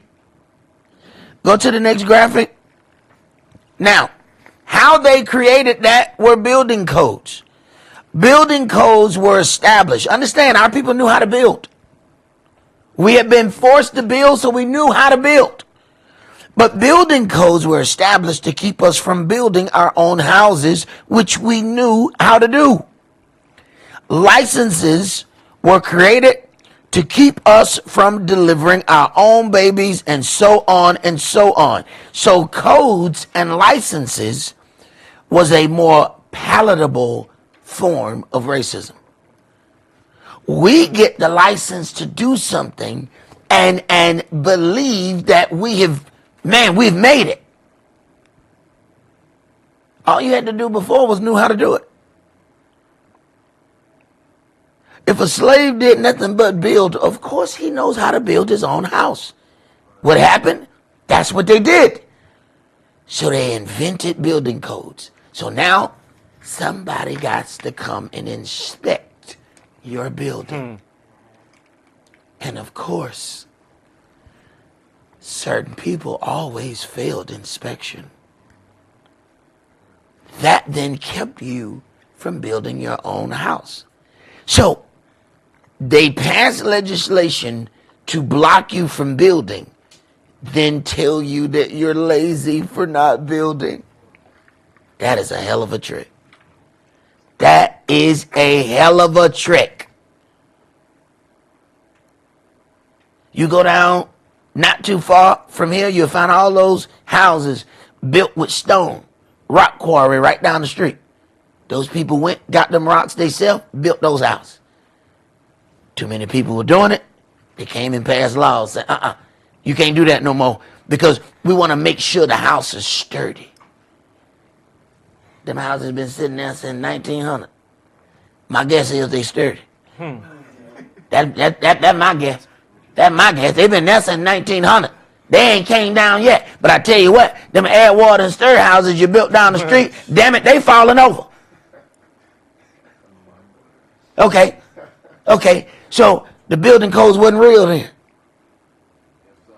Okay. Right. That's how you scatter a people. Now we got to go way over here to try to get a house that we can afford. And what do? The further you move out, the cheaper the taxes, the cheaper the land. Trick. If you could build your own, you just go right down the street from your mama and build one. Right. These folks have been playing this game. Go ahead. I was just going to say, once we get into learning these codes and going to classes and all that, and they turn around and keep you out by building the union. Mm-hmm. Well, see, another thing that they do, even to get to even be a home appraiser, you have to do what they call that thing, apprentice, like where you ain't getting paid. Mm-hmm. You have to do that for like an internship. Internship. You got to be an intern for like a year and a half.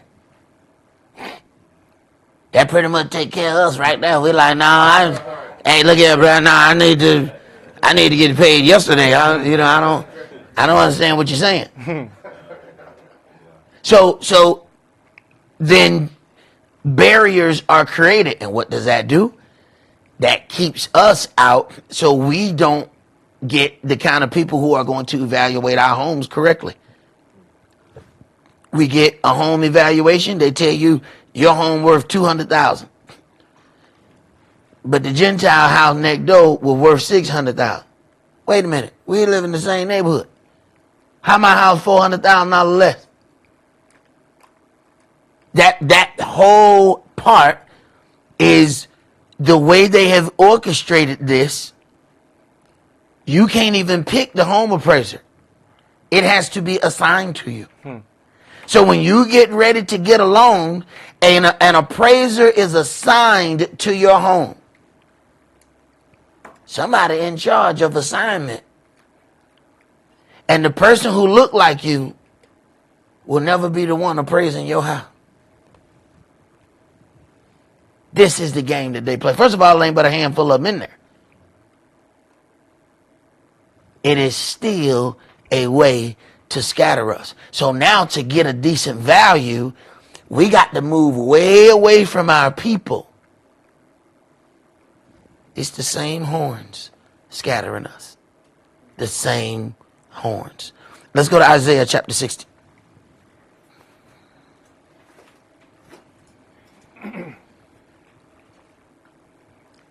Arise, shine, for your light is come, and the glory of Yahweh is risen upon you. For behold, the darkness shall cover the earth, and the gross darkness the people. For Yahweh shall arise upon you, and his glory shall be seen upon you. As the Gentiles shall come to your light, and kings to the brightness of your rising. Gentiles shall come to your light. What right now what we have is white flight. We move in, they run away. He said, no, they're going to run to you. Go ahead. Lift up your eyes round about and see. All they gather themselves together, they come to you. Your sons shall come from far, and your daughters shall be nursed at your side. Then you shall see and flow together, and your heart shall fare and be enlarged, because the abundance of the sea shall be converted onto you. The forces of the Gentiles shall come onto you. So out of all of the things that they are creating, Yahweh said, yeah, they're creating it for you. They're making nice weaponry and nice things. Right. That's going to be yours. It shall be converted unto you. What did he say? You're going to inherit houses that you didn't build. Go ahead. The multitude of camels shall cover you, the dromedaries of Midian and Ephah. All they from Sheba shall come. They shall bring gold and incense, and they shall show forth the praises of Yahweh. All the flocks of Kedar shall be gathered together unto you. The rams of Nebaioth shall minister unto you. They shall come up with the acceptance on mine altar, and I'll glorify the house of my glory. Who are these that fly as a cloud, and as the doves to their windows? Surely the isles shall wait for me, and the ships of Tarshish first, to bring my sons from far, their silver and their gold with them, unto the name of Yahweh your Elohim, and to the Holy One of Israel, because he has glorified you. Right. You shall return the same way that you came. Correct? And the sons of the strangers shall build up your walls, and their kings shall minister unto you. For in my anger I smote you, but in my favor have I had mercy on you. So the sons of the strangers shall build up your walls. You will not have that labor anymore. You have already been made to labor. Go ahead. Therefore your gates shall be open continually. They shall not be shut day nor night, that men may bring unto you the forces of the Gentiles, and that their kings may be brought. For the nation and kingdom that will not serve you shall perish. Yes, those nations shall be utterly wasted. The glory of Lebanon shall come unto you, the fir tree, the pine tree, and the box together, to beautify the place of my sanctuary. Wait a minute. Ain't that the same agreement that Hiram and Slow-Mo made? That they brought all of these things that were from another place, bring that and build my house with them. You build with certain trees, you ain't never got to worry about a termite or a bug nowhere.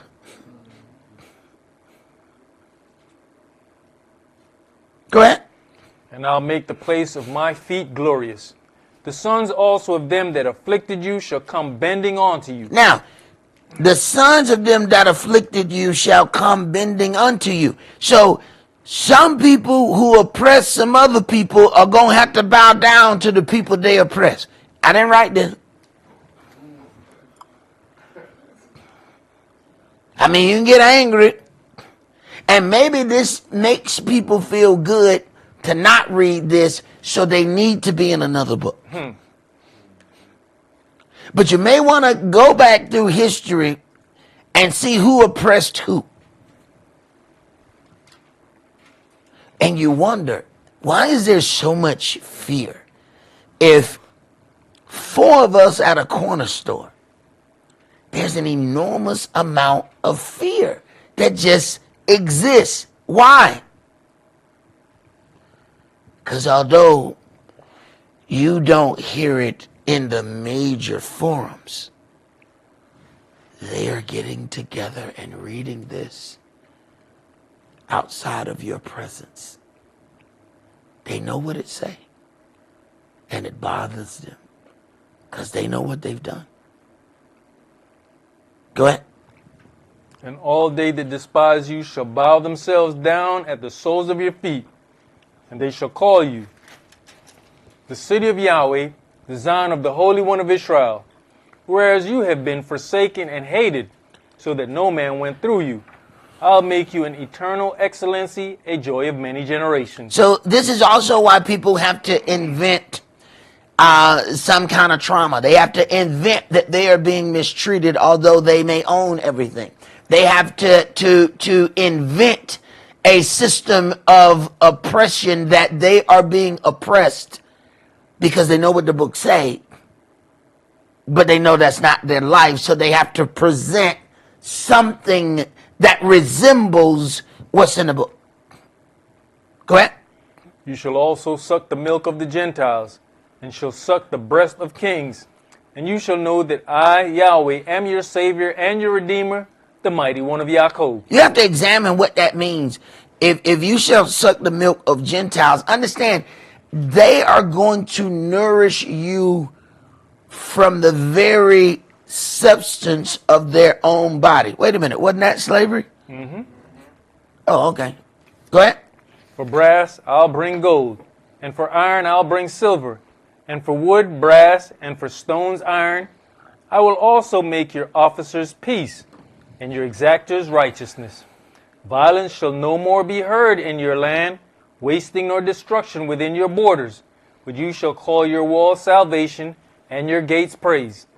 The sun shall be no more your light by day. Here we go again. As we keep getting to this point, we're running into some of the same instances. But what we're seeing at this point is man is manipulating weather. Go ahead. Neither for brightness shall the moon give light unto you, but Yahweh shall be unto you an everlasting light, and your Elohim your glory. Your sun shall no more go down, neither shall your moon withdraw itself. For Yahweh shall be your everlasting light, and the days of your mourning shall be ended. Your people also shall be all righteous. They shall inherit the land forever, the branch of my planting, the work of my hands, that I may be glorified. A little one shall become 1,000, and a small one a strong nation.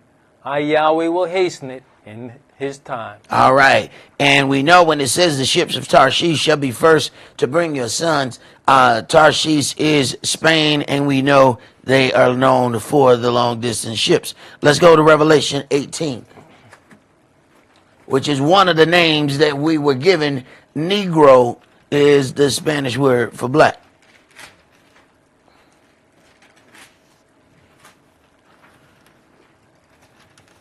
See, Yahweh has too many clues in here. The only way to study this book and not know it is us is to purposely deny that it's us. Now, I ain't talking about the people who pick up the book every other Sunday on their way to church and then they put it back on the table when they get to the house. No. I'm talking about people who study this book. People who study this book have figured this out, but they don't know where they're going to have this conversation at. So a lot of times they're taunting, almost, if you will, to see if we know. So they'll ask you questions in a roundabout way to see how you respond. They really want to know if you know who you are. Revelation chapter 18, and let's start that at verse 1. And after these things I saw another angel come down from heaven, having great power, and the earth was lightened with his glory. And he cried mightily with a strong voice, saying, Babylon the great is fallen, and is become the habitation of devils, and the hold of every foul spirit, and a cage of every unclean and hateful bird. For all nations have drunk of the wine of the wrath of her fornication, and the kings of the earth have committed fornication with her. And the merchants of the earth are waxed rich through the abundance of her delicacies. Right. The way everything has been formulated, you're going to have to go through the United States for things that the United States don't even make. Go ahead. And I heard another voice from heaven saying, Come out of her, my people, that you be not partakers of her sins, and that you rejoice not, and that you receive not of her plagues. Right. We're so busy trying to come out of her physically, we don't understand that you have to come out of her mentally. See, the children of Israel came out of Egypt, but what they do, brought Egypt right in the wilderness. And they had to turn around and kill them off anyway. So they came out of Egypt, but they didn't let Egypt come out of them. You can change your address all you want. You got to get the daughter of Babylon out of your heart and your mind. And our problem is that we have been constantly fed this, so we desire the things of Babylon. So it makes it very difficult to come out of her, because she has constantly shown you what she wanted to show you. We don't understand how powerful a commercial is. You sit at home watching commercial, before you know it, you know what? I think I want a Whopper with cheese. Yeah, how many times that commercial came on? It slowly putting that in your head. Slowly putting it in your head. About the 5th time you say, you know, that's it. I got to go get me a Whopper. Right? That thing has been manipulating you the whole time. Now imagine a lifetime of the same type of info. The product might change, but the way in which the advertisement is given stays the same. Then that means you're constantly being indoctrinated, and Babylon is here with you. It doesn't matter if you move from Babylon, you still got Babylon here. Go ahead. For her sins have reached on to heaven, and Elohim has remembered her lawlessness. Reward her even as she rewarded you, and double unto her double according to her works. In the cup which she has filled, fill to her double. In the cup that she has filled, fill to her double. Go ahead. How much she has glorified herself and lived deliciously, so much torment and sorrow give her. For she says in her heart, I sit a queen, and am no widow, and shall see no sorrow. Therefore shall her plagues come in one day, death and mourning and famine, and she shall be utterly burnt with fire, for strong is the Adonai who judges her. And the kings of the earth, who have committed fornication and lived deliciously with her, shall bewail her and lament for her, when they shall see the smoking of her burning. Right, because they know that capitalism is all about commerce. And when that's gone, a whole lot of their money gonna disappear. Go ahead. Standing afar off for the fear of her torment, saying, Alas, alas, that great city Babylon, that mighty city, for in 1 hour is your judgment come. So with all of the building up, the judgment happens in 1 hour. But there's a whole lot of build up and a whole lot of things taking place to ultimately go down immediately. Go ahead. And the merchants of the earth shall weep and mourn over her, for no man buys their merchandise anymore. The merchandise of gold and silver and precious stones and of pearls and fine linen and purple and silk and scarlet and all thine wood and all manner of vessels of ivory and all manner of vessels of most precious wood and of brass and iron and marble and cinnamon and odors and ointments and frankincense and wine and oil and fine flour and wheat and beast and sheep and horses and chariots and slaves and souls of men. Slaves and souls of men. Wait a minute. That's part of their merchandise? People say, well, that was, old time where they were able to sell men. No. They're selling slaves and souls of men right now. The products that are made in the prison system by free labor. Those are slaves. When they sell their bonds, and we don't understand that the birth certificate is a bond certificate, they're trading these stocks and bonds. Those people are putting money on the future earnings of those citizens. So what are they selling? You. Just because you ain't on the auction block standing up there greased up, you don't know you for sale. Go ahead.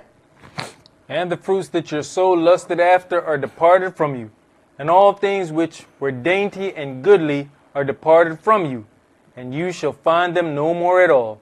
The merchants of these things, which were made rich by her, shall stand afar off for the fear of her torment, weeping and wailing, and saying, Alas, alas, that great city that was clothed in fine linen, and purple, and scarlet, and decked with gold, and precious stones, and pearls.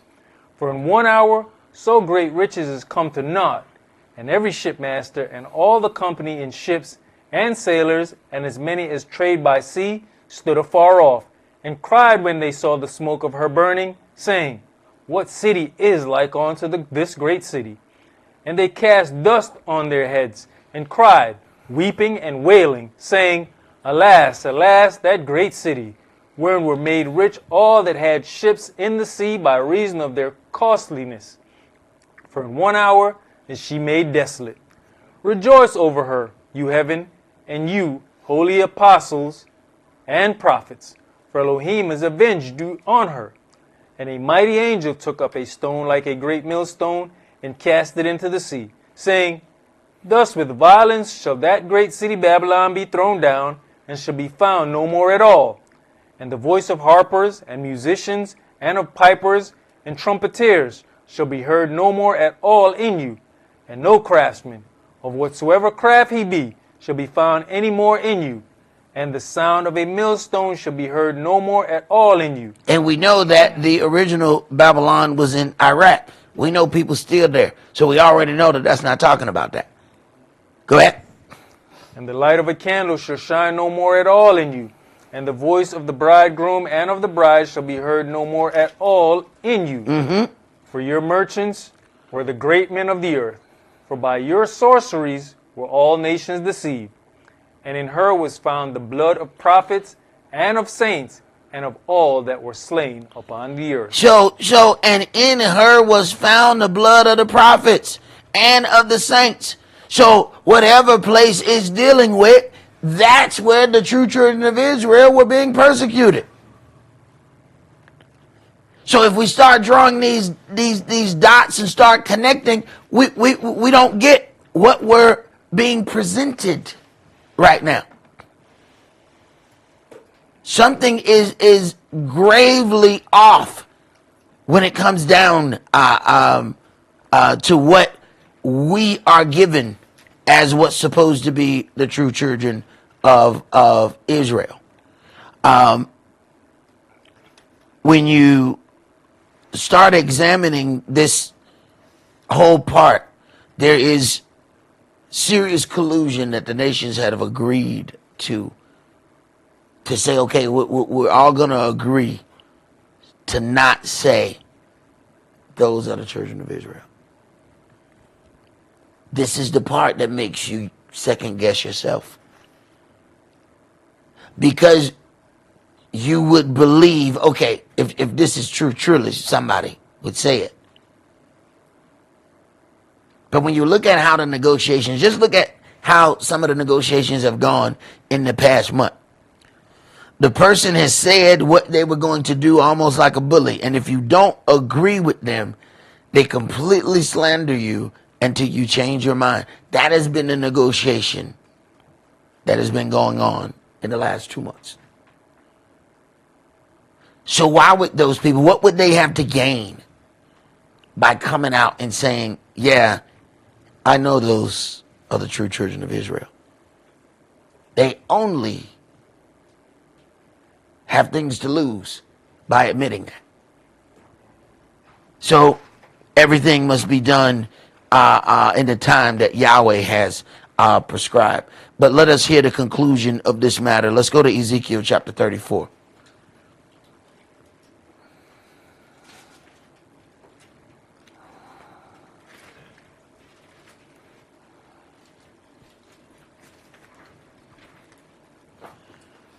Ezekiel 34, and we're going to read verses 11 through 24.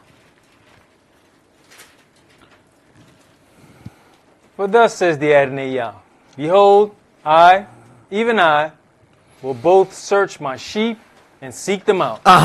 As a shepherd seeks out his flock in the day that he is among his sheep that are scattered, so will I seek out my sheep, and I will deliver them out of all places where they have been scattered in the cloudy and dark day. I will deliver them out of all places where they have been scattered. Yahweh said he know where his people at. He said they're not lost. This is what the Limba tribes say. No. We're not lost tribes of Israel. We're scattered tribes of Israel. No. We know who we are. And Yahweh knows who we are and where we are. Go ahead. And I'll bring them out from the people and gather them from the countries, and will bring them to their own land, and feed them upon the mountains of Israel by the rivers and in all the inhabited places of the country. So if he's going to bring them out from the countries, wait a minute. He's separating them. The very thing that we don't want to be. We find joy being amongst the heathen. He said, I'm going to bring you out. Go ahead. I will feed them in a good pasture, and upon the high mountains of Israel shall their fold be. Therefore shall they lie in a good fold, and in a fat pasture shall they feed upon the mountains of Israel. I will feed my flock, and I'll cause them to lie down, says the Adonai. I will seek that which was lost, and bring again that which was driven away, and will bind up that which was broken, and will strengthen that which was sick. But I will destroy the fat and the strong. I will feed them with judgment. Uh-huh. And as for you, O my flock, thus says the Adonai, behold, I judge between cattle and cattle, between the rams and the he-goats. Uh-huh. Seemeth it a small thing unto you to have eaten up the good pasture? But you must tread down with your feet the residue of your pastures, and to have drunk up the deep waters, but you must foul the residue with your feet. And as for my flock, they eat that which you have trodden with your feet, and they drink that which you have fouled with your feet. Therefore, thus says the Adonai unto them, behold, I, even I, will judge between the fat cattle and between the lean cattle, because you have thrust with side and with shoulder, and pushed all the diseased with your horns, till you have scattered them abroad. Therefore will I save my flock, and they shall no more be a prey, and I will judge between cattle and cattle. Right. Yahweh going to still deal with us, but at the same time, he going to gather his children together. Go ahead. And I'll set up one shepherd over them, and he shall feed them, even my servant Dawid. He shall feed them, and he shall be their shepherd. And I, Yahweh, will be their Elohim, and my servant Dawid a prince among them. I, Yahweh, have spoken it. All right. So we still have a lot of turmoil and when it comes down to regathering the children of Israel, but Yahweh says that it is his intent to regather the children of Israel and place them in their own land. And when we search out on the earth, there's only one group of people that we can find that have been spread all over the globe. You might have had some people, some Vikings that did some wars and they took some slaves. No, they didn't go all over this earth with them. They didn't go all over the earth distributing those slaves. They were trying to build up their own thing. So when they got them some slaves, they got something for themselves to be built. They wasn't taking that product and moving it all across the globe. So the very sign of our punishment of who we are, Yahweh has put it on us and in us. And the whole world understands that. They're just acting like they don't. But we have to get our hearts and minds ready for the turmoil that is ahead, because it always gets worse before it gets better. That's all that we're going to do for today. Remember the Sabbath to keep it holy. Shabbat shalom. Shabbat shalom.